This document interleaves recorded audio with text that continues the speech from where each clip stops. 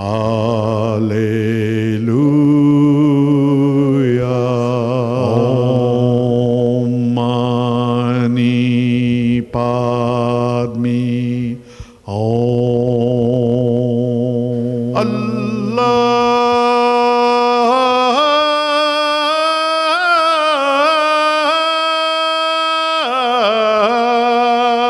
Satnam. Welcome. You're watching Harmony and Diversity. And today we're speaking with Sherene Hassan. She's the director of the Islamic Museum of Australia. Thanks for coming in, Sherene. It's my absolute pleasure. Thanks for having me, Norm. This is a really special time because it's the first time we've had the opportunity to speak with a Muslim woman and an Australian-born Muslim woman. So you'd have a lot of interesting stories to tell. So yeah, I'm going to free you up to tell the story. So I was born in Perth in Western Australia. My parents migrated to Australia about over 50 years now. My dad's from Egypt and my mum's from Iraq. And we lived in a very, very Anglo-Saxon suburb at a time when multiculturalism just didn't exist. So I was the only Muslim student at school, the only non-Christian student at school, the only student whose parents spoke a different language at home. And I was very self-conscious of that difference. And as a child, you just want to be like everybody else. So I used to go to great lengths to hide the fact that my parents were Arab, and there was no way known that I would tell anyone that I was Muslim. But little things here and there gave away the fact that I had ethnic heritage. So my nana came out from Egypt and stayed with us for about 6 months. Dear old Nana didn't speak a word of English. So every time the phone would ring, I'd always make a mad dash from one side of the house to the other to pick up the phone before Nana did, because whenever Nana picked up the phone, she'd always say no English and then slam the phone down. But probably my proudest memory in primary school was being chosen to be Mary at the end of year Christmas concert. Right. And I was pretty chuffed that I was given that role. I'm very excited about it. But somehow one teacher found out that I was Muslim. I don't know how, because I wasn't wearing a scarf at the time. Mum wasn't wearing a scarf. But somehow she worked out that I was Muslim, and she wasn't too suitably impressed that a Muslim was given the role of Mary. So at the tender age of 11, I had to embark on my first interfaith dialogue and explain that Muslims love and respect Mary, and there's a whole chapter in the Quran named after Mary. Yes. But yeah, that was an interesting experience. And then I managed to get to about year 9 without any of my friends knowing that I was Muslim.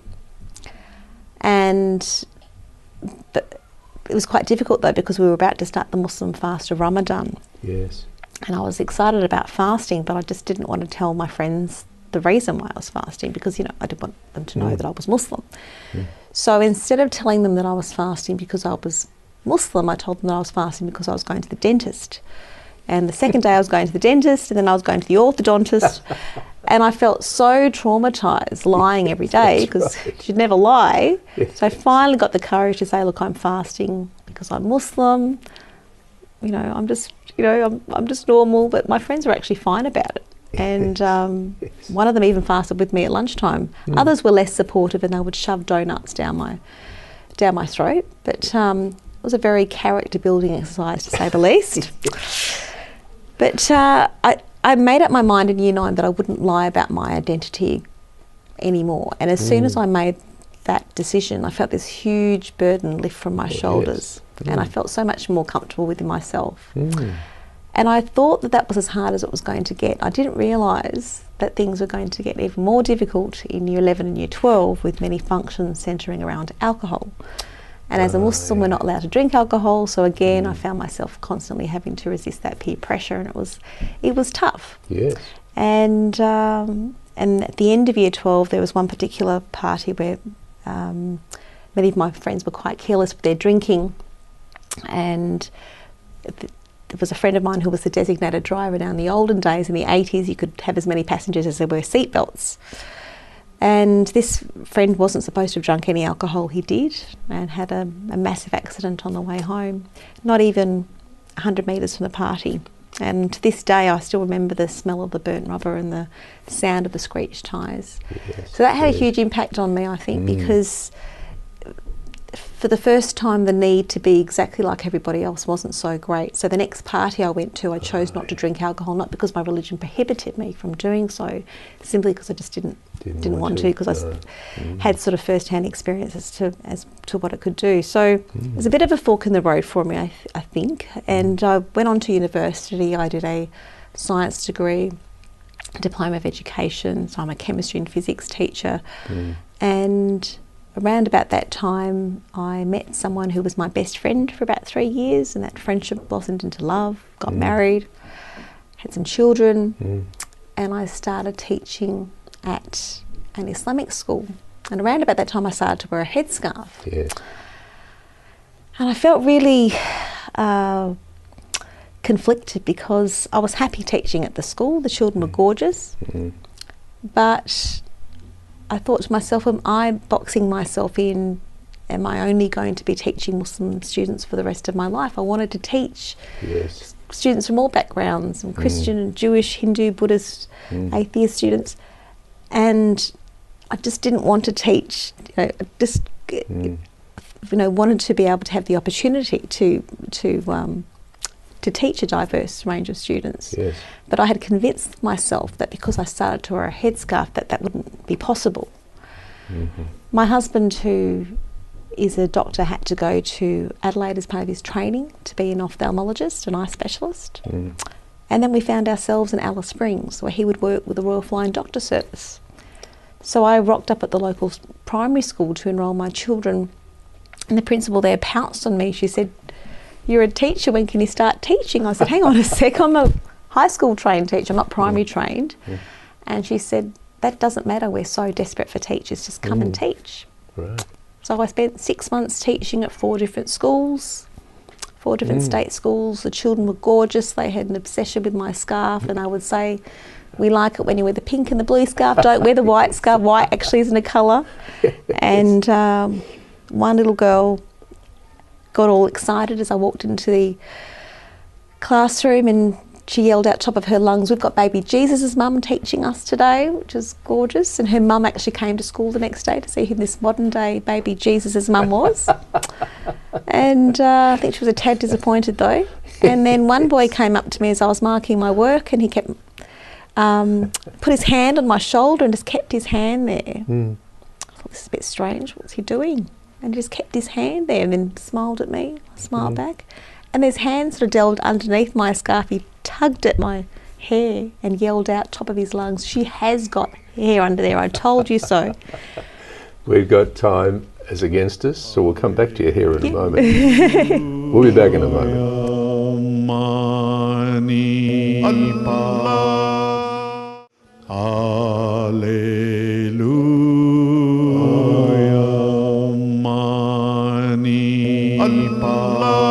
Welcome back.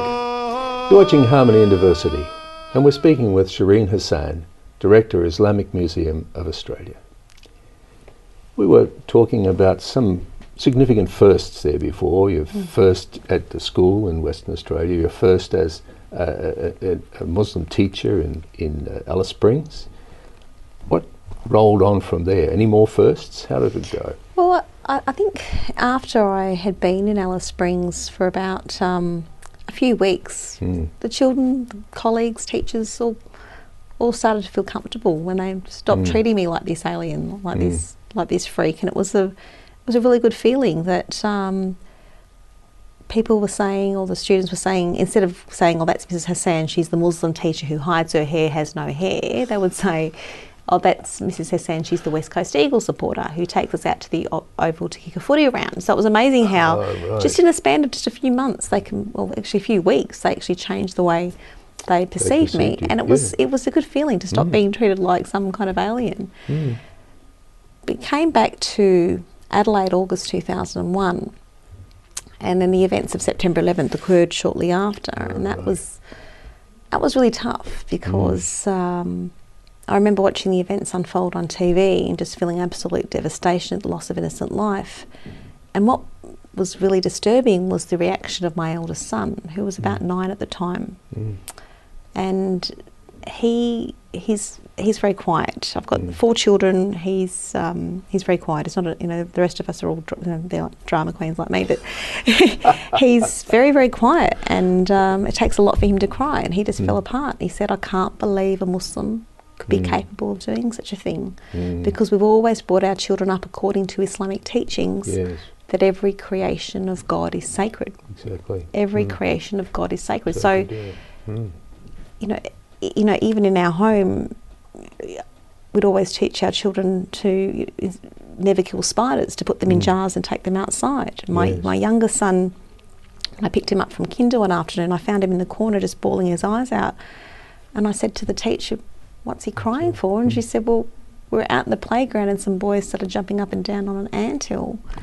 And he's been crying ever since, the ants, you're killing all the ants." And the reason he responded that way was because of a story that I had told him about Prophet Muhammad 1400 years ago, who had needed to start a fire.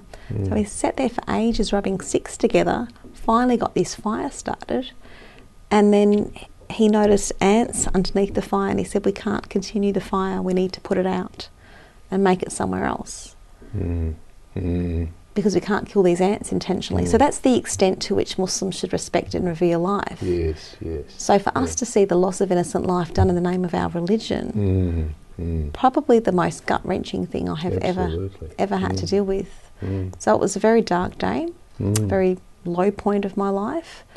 And what was extremely challenging was the backlash against the Muslim community. Yes. And I'm told it was a lot worse in Adelaide than what it was in Melbourne. And it was so bad that Muslim women were actually instructed to stay home and to only go out with a male chaperone.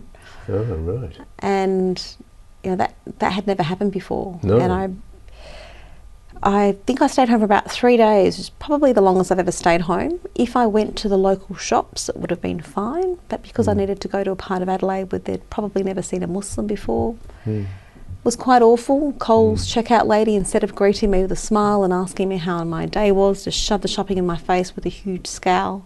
One man had to be restrained by his wife from spitting at me. One hoon sat in his car and kept revving his engine, mockingly pretending to hit me as I crossed the road.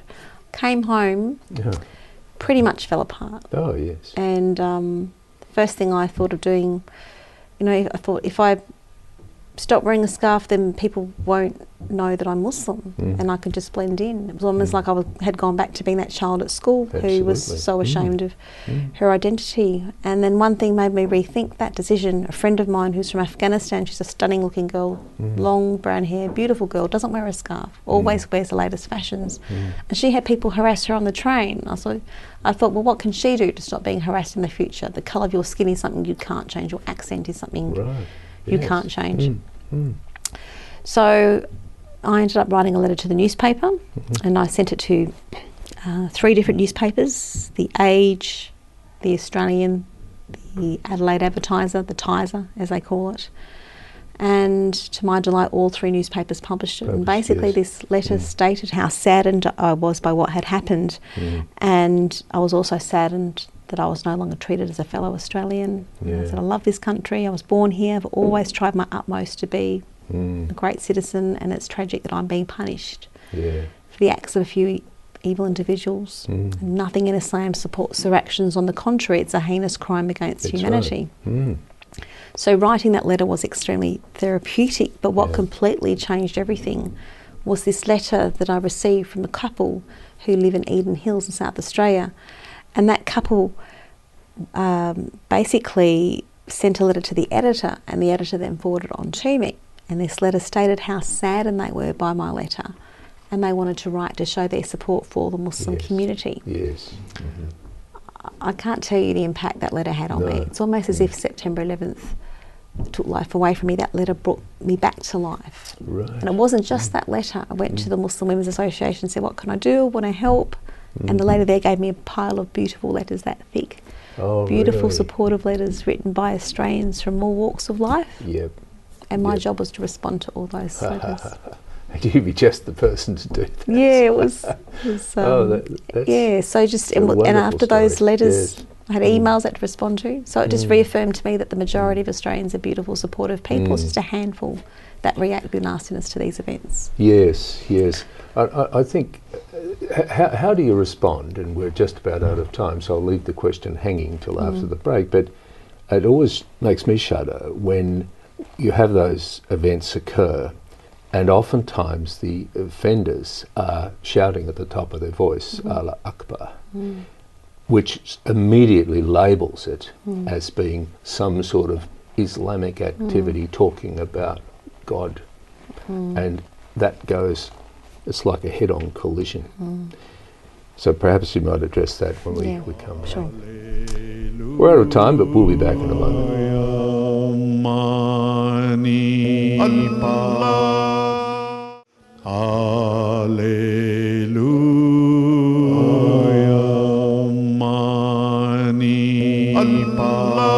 Welcome back. You're watching Harmony and Diversity, and we're speaking with Sherene Hassan. She's the director of the Islamic Museum of Australia. Sherene, we left a question hanging in the air before about Allah Akbar, but I was pretty touched by the fact that you received those letters. Can we go back to that for a little moment, because that's a statement about Australian society at large. Yeah, it was incredibly touching, and like I said, it just reaffirmed to me that the majority of Australians are beautiful, supportive people. It's just a handful, tiny handful, that react with nastiness to these events. But what I found after I received those letters, and I had to respond to those letters, and then I had emails I had to respond to, I noticed that people down the street started to show their warmth towards me. And that was very heartening. Yes. And then one time I was just at a restaurant with my family, and all of a sudden I see this figure sort of rushing towards me out of the corner of my eye, and this lady came up to me and she grabbed my hand, kept squeezing my hand, and said, "I want you to know you are very welcome here." I said, "Yeah, thanks, love." So there have been some really, really supportive people like that along the way. So that was, I think, the impetus for me, that at that time I realised that I couldn't continue teaching. As much as I love teaching, I realised I needed to do something at the grassroots level as a volunteer to try and reach out to the wider community, to try and bridge the gap between Muslims and people of other faiths. And that's one of the reasons why I became a Muslim leader. I was very disillusioned and frustrated at the lack of Muslim female leadership in particular. And that's why I got involved at the Islamic Council of Victoria and was Vice President and Secretary there. Thank goodness you did. So how's that gone with that endeavour to bring a different view, or a more integrated and informed view of Islam? How's that gone? I think because, like I said, after September 11th, it was really troubling me, the fact that Muslims were doing what they were doing in my name, and I wanted to reach out to the wider community to explain what the teachings of Islam actually were. And like you mentioned before about how horrified you are when you see acts committed by so-called Muslims, how troubling that is for you.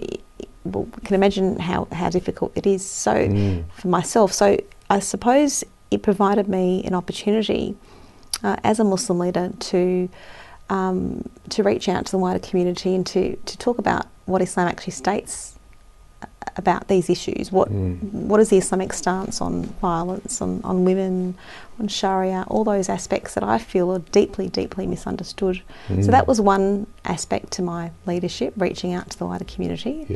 And also a lot of my leadership also involved organising projects for women, empowering women and youth and things like that as well. But I suppose we better answer the question. But so sadly, we often hear in the media Islam associated with terrorism, acts of terrorism, and we've heard a number of social commentators and media spokespeople stating that the Quran is riddled with invocations to violence. And I think it's fair that we sort of look at this criticism. I don't want to put it under the carpet. Let's be honest, and I'm grateful that you were honest with me. It's important that we talk about these issues. So it's absolutely imperative that we contextualise verses. So in the Quran there's about 6,200 verses. About 10 of those verses are violent. But the most essential thing when looking at the Quran, or any religious text for that matter, the science of hermeneutics interpretation, is to look at the historical context. Yes. So 1400 years ago, there was a very small group of Muslims, a very large, powerful group of pagan Arabs. The pagan Arabs used to bury alive female babies, and they used to worship 360 statues. The Muslims didn't approve of these customs, and they preached against them. So Prophet Muhammad stated that the real God is unseen, and the first thing Prophet Muhammad tried to do was to abolish female infanticide. And he stated that men and women are equal, and you cannot bury alive female babies. So the pagan Arabs weren't too impressed that this group of Muslims have come along and tried to challenge their tribal practices. So for a period of 13 years, the pagan Arabs persecuted, tortured and executed the Muslims at every opportunity. And for 13 years, the Muslims were not permitted to fight back. They had to be completely passive. So they had to patiently persevere that persecution. A number of Muslims had had enough, and they actually fled to Abyssinia, and a Christian king there called King Negus actually protected them, provided refuge for them. But the other Muslims had to stay behind and to suffer this persecution, like I said, for 13 years. So in 13 years, the Muslims did not drop one drop of blood. After 13 years, Muslims believe that verses were revealed in the Quran permitting the Muslims to fight and kill the disbelievers. So that's the reason why those verses have been revealed. So the Muslims went to battle, soldier against soldier. Many Muslims died. Prophet Muhammad stated they are martyrs. They have gone to paradise. So we revere them like martyrs in the same way that we would revere, World War I veterans who killed people, but they didn't kill innocent civilians. And there were very strict rules of warfare in this war where the Muslims fought against the pagan Arabs. Prophet Muhammad stated that you must not kill women, children, elderly, clergy, any non-combatant. You were not permitted to touch. You must not commit torture. You must not steal from steal from the booty. You must not hurt the environment or hurt or attack an inhabited place. So there were very, very strict rules of warfare. So like I mentioned, the Muslims went to battle soldier against soldier, and that's where we get extremists taking verses out in isolation and ignoring the invocations to peace, because every single permission to fight, there is a commandment for peace. That's a beautiful point to end on for this moment, because you really must come back next week. Can you do that? Of course, yep. Thanks very much. We'll be back next week, and we'll be speaking again to Sherene Hassan to follow on to that fascinating discourse. Bye for now, and thanks for watching. Baha'u'llah,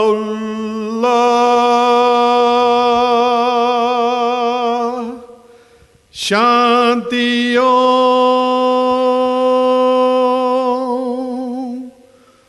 Allahu